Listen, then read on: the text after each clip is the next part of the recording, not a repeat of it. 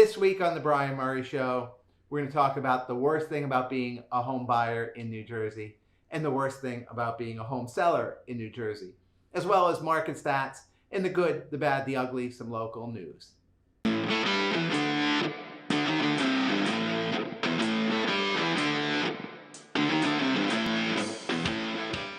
Welcome to the Brian Murray Show. Today's discussion point is about the worst thing about being a home buyer in New Jersey and also the worst thing about being a home seller in New Jersey. See, for buyers, it's like a giant black box. You have interaction with me, the agent. You have interaction with, after you go to contract, with a mortgage person and also an attorney. So the mortgage person is going to line up your financials and start the process to make sure that you're qualified on paper to get a mortgage and that the bank will lend you money and kind of move you along the process. And the attorney is there to make sure the contract is written properly and that you're protected and that there's a process in place. So great. You think everything is going really well. You talk to the mortgage person. They're super knowledgeable, especially Joe Berg, my guy. You talk to the attorney, Tejas Kapadia, another guy that's my guy, who super knowledgeable. They work together as a team. Everything's going on. And then what they don't tell you, and it's no fault of their own, but what the process does not tell you, Mr. Homebuyer or Mrs. Homebuyer, is that there's a shadow figure. The underwriter is a shadow figure.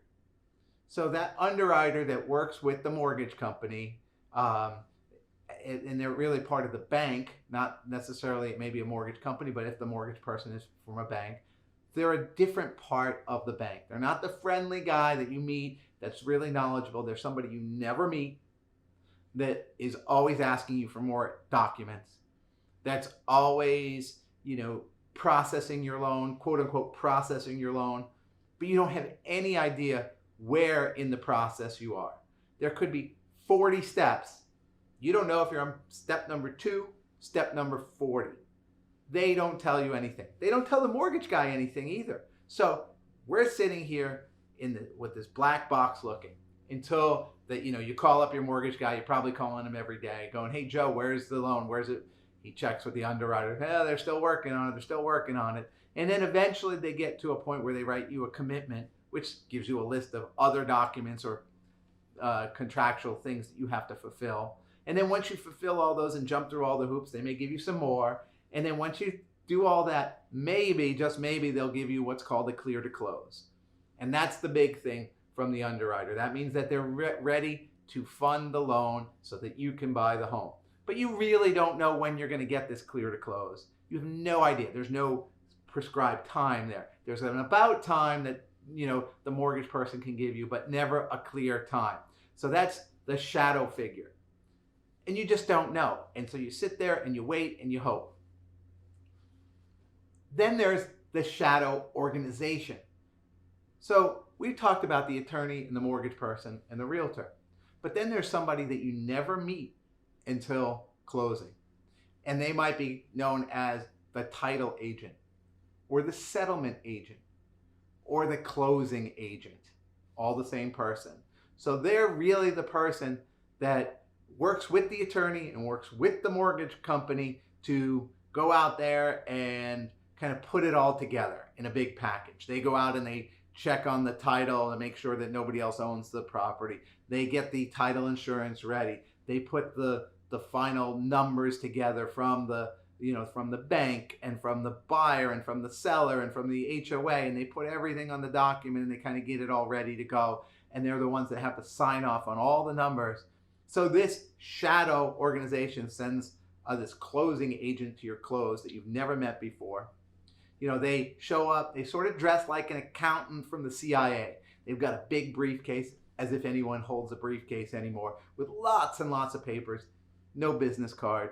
Don't ask them for a business card. You'll never meet them again. You'll never see them again until they need to see you. So this is another person that, so you walk around there, you've got your mortgage, you think you've got your mortgage, you're not sure, you get that clear to close, And then all of a sudden it's like, well, wait a second, now we got to do some delay here because the title agent isn't ready. The title agent needs another document. The title agent needs another figure. The title agent is not available when you're available, or the attorney's available, or the mortgage company's available. So the number one worst thing about buying a home in New Jersey is that there's a shadow figure and a shadow agency that as a buyer you have no idea about until it's too late. And in fact, you have no control over it. You have no choice. It's just the way it is. Welcome to New Jersey. The worst thing about selling a home in New Jersey is exactly the same thing, except worse, if it can be worse. Because as a buyer, you're working with the mortgage company and the attorney and the realtor, and it's your money. So they're trying to figure out and give you a little bit of information. You have to show up and plan, to close. And so you'll get the information a little bit ahead of time. You'll understand if there's a problem a little bit ahead of time, and it might be a day, 2 days. As a seller, you sit there and you wait and you go, I wonder when we're closing. I think we're closing on the 15th. It says we're closing on the 15th, but my attorney hasn't heard anything. My realtor hasn't heard anything, because when the realtor checks, there's nothing to tell. Hey, we're still in underwriting. Hey, the title agency is still working on it. And then all of a sudden it's like, hey, Mr. and Mrs. Seller, yeah, the closing is going to be tomorrow at 2 p.m. Great. So, and no information all the way up till the closing is tomorrow at 2 p.m. And that is the worst thing about selling a home in New Jersey. Today's hot topic, how's the market? Coming to you from the 21st floor of 10 Provost in Jersey City. The great place right behind me. You can see the Statue of Liberty. Well, you can't see it, but I certainly can if I go like that and look out the window. So, how's the market? Jersey City, Hoboken. Today is September 29th, 2020. So let's start with Jersey City. There are 318 condos on the market. 39 of them came on in the last 7 days, and 125 of them came on in the last 30 days. The under contracts, that means how many contracts we've written in the last 30 days, 62 contracts. So that's running at about 5 months of inventory in Jersey City. For those, the days on market were 43 days. And what that really means is that there's about 140 homes that have lasted pretty much on the market, a little bit above the average there. So just want to pay attention to that number. And solds over the last 30 days were 46. Again, not surprising where the market was. And of those sold, they were looking at a 2.2% discount to the ask price. So there was a little bit of a discount there. In Hoboken, there's 377 homes on the market right now, which it's kind of come off the peak of last week. 7 in the last 42 in the last 7 days that have come on the market, and 182 in the last 30 days. So about half of the market in Hoboken in the last 30 days.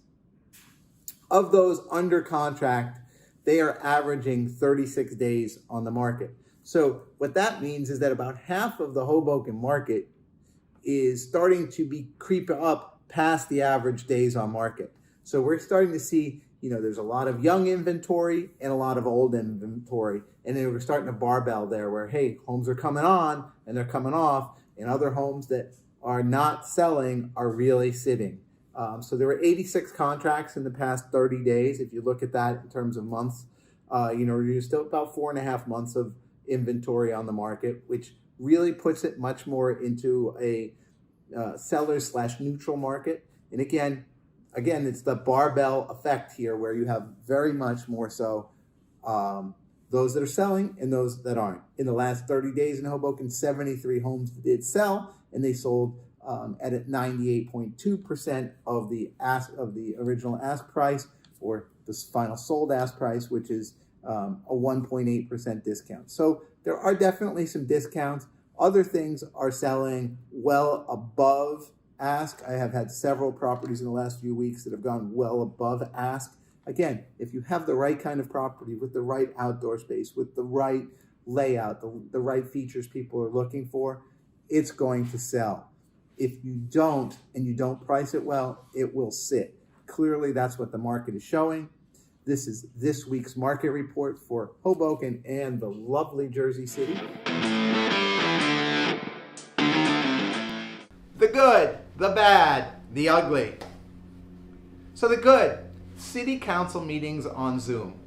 You know, it's really nice that government does continue to operate, and there is a little bit of transparency that happens when the city council is there on the Zoom, and you know, we're able to watch at a different time, maybe an hour later, 2 hours later, that city council meeting, and kind of see what's going on. It's fun to have the little chat box there next to so that people can chime in and snipe at the people and make fun of them, and you know, all the fun things that go on in local government politics. But the bad is city council meetings on Zoom. It used to be you could show up and you'd sit on these really hard, uncomfortable benches, and you could sit there for 2, 3, 4 hours waiting to see what someone said, or decide if you maybe wanted to chime in at some point in the public comment section. And the council people were there, and you knew that they were present, because we've all been on Zoom meetings where you look like you're present but maybe you're not, or you've got a shirt on but no pants, or even some of these council people, I don't know, sometimes they look like they're going to the beach, or they're at the beach. Here I am at home, you're working, my council person's at the beach, they're at their upstate home, they're anywhere but in the town where they're actually supposed to be interacting with the people who elected them.